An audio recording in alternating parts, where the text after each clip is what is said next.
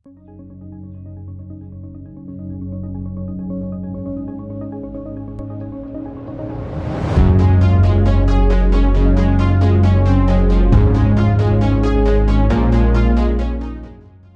दोस्तों, मेरा नाम अविनाश गोरक्षकर है और आप सभी को हमारे 10 मिनट के स्टॉक आइडिया के प्रोग्राम में स्वागत है।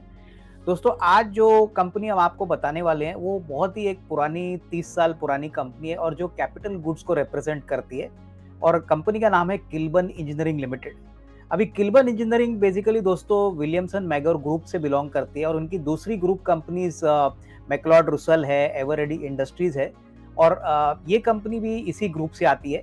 अभी ये कंपनी करती क्या है दोस्तों, ये company basically customised capital goods equipment manufacturing में है और ज़्यादातर सारे कोर सेक्टर्स के लिए ये काम करती है, जैसे कि oil and gas, petrochemical, steel, power, उसके बाद सीमेंट, उसके बाद प्रोसेस इंडस्ट्रीज, उसके बाद फूड एंड एग्रो इंडस्ट्रीज। तो हर इंडस्ट्री में इनका कारोबार काफ़ी फैला हुआ है।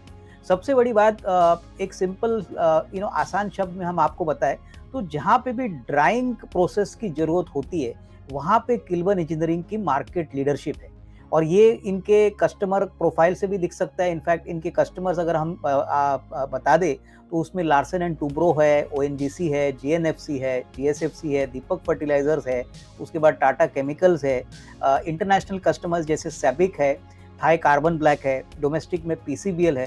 तो काफ़ी वेरिएड सेक्टर से इनके कस्टमर्स है और इनकी रिक्वायरमेंट हर साल अच्छी तरह से बढ़ती है। अभी दोस्तों ये कंपनी ने एक बहुत अच्छा टर्न अराउंड FY23 के लिए किया है। FY23 के लिए इन्होंने 222 करोड़ का रेवेन्यू रिकॉर्ड किया था, जो पिछले साल 123 करोड़ था और कामकाजी मुनाफा करीबन 35 करोड़ था, जो पिछले साल मुश्किल से 12-13 करोड़ था और प्रॉफिट आफ्टर टैक्स एक बड़ा जंप आया है, 30 करोड़ का प्रॉफिट आया, जो पिछले साल सिर्फ 2 करोड़ था। अभी इस 30 करोड़ में दोस्तों 10 करोड़ का एक एडिशनल इनकम उनको मिला है, बेसिकली प्रीमियम का इनकम पैसा मिला है वारंट का कन्वर्जन पे। लेकिन अगर हम इसको ऑपरेशनल प्रॉफिट की बात करें तो करीबन 20-21 करोड़ का ऑपरेशनल प्रॉफिट आया है, फिर भी 2 करोड़ के हिसाब से बहुत अच्छा है। कंपनी ने एक 10% का डिविडेंड भी दिया है। लेकिन आगे दोस्तों इस कंपनी में ज़्यादा इंटरेस्ट क्यों है और ये कंपनी मुझे क्यों पसंद आई, इसमें एकमात्र कारण था कि दोस्तों अभी कैपेक्स साइकिल चल रहा है, बहुत तेजी से कॉर्पोरेट्स नया इन्वेस्टमेंट डाल रहे हैं, नई फैक्ट्रीज डाल रहे हैं, एक्सपांशन डाल रहे हैं और ऐसे माहौल में ऐसी कंपनी को ऑर्डर बुक की कोई कमी नहीं है।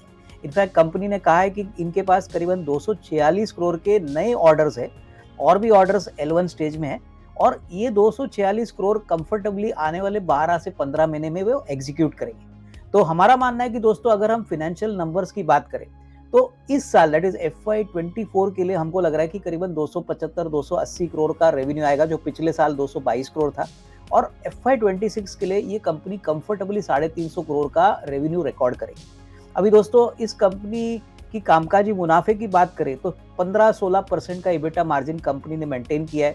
सबसे बड़ी बात, कर्जा भी अगर बैलेंस शीट पे देखें तो करीबन 64 करोड़ का कर्जा है, लेकिन कंपनी ने क्लियरली कहा है कि अगले साल 1.5 साल में ये पूरी तरह से कर्जा मुक्त होना चाहते हैं, क्योंकि अभी कैश फ्लोज बहुत अच्छे हैं। सबसे बड़ी बात दोस्तों, अगर हम आने वाले साल दैट इज FY24 की बात करें तो हमको लग रहा है कि कम से कम यहाँ पे जो प्रॉफिट आफ्टर टैक्स है वो करीबन 37-38 करोड़ आएगा। तो 20 करोड़ के जगह पे आपको 37-38 करोड़ की प्रॉफिट आने की अपेक्षा है, क्योंकि ऑर्डर बुक अच्छा है, मार्जिन भी अच्छे हैं, प्लस वर्किंग कैपिटल साइकिल भी इनकी काफ़ी अच्छी हो चुकी है।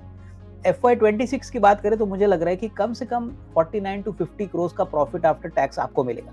इस कंपनी की इक्विटी बेस भी बहुत छोटी है, रीजनेबल है, करीबन 36 करोड़ की इक्विटी है और हमको लग रहा है कि इस साल दैट इज FY24 में करीबन 10 से 11 रुपए की अर्निंग आपको इस साल देखने को मिलेगी, जो पिछले साल दैट इज FY23 के लिए करीबन 8 रुपए थी। FY26 की बात करें तो दोस्तों हमको लग रहा है कि कम से कम 14 से 15 रुपए की अर्निंग आएगी और जिस प्रकार से अभी ट्रैक्शन बिजनेस में दिख रहा है और जिस प्रकार से कॉर्पोरेट कैपेक्स हो रहा है, हमको लग रहा है कि ये नंबर से भी कहीं ज़्यादा नंबर्स आने की अपेक्षा है, लेकिन ये बहुत कंजर्वेटिव नंबर्स है।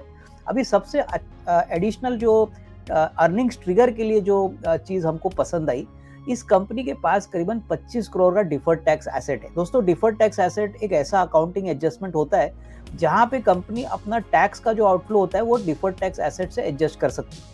तो पिछले साल 8 करोड़ का करीबन अमाउंट था, 5 to 8 करोड़, तो ये अमाउंट उन्होंने अपने डिफर्ड टैक्स से पे किया, तो उसका मतलब इन्होंने एक्चुअली कोई टैक्स भरा नहीं।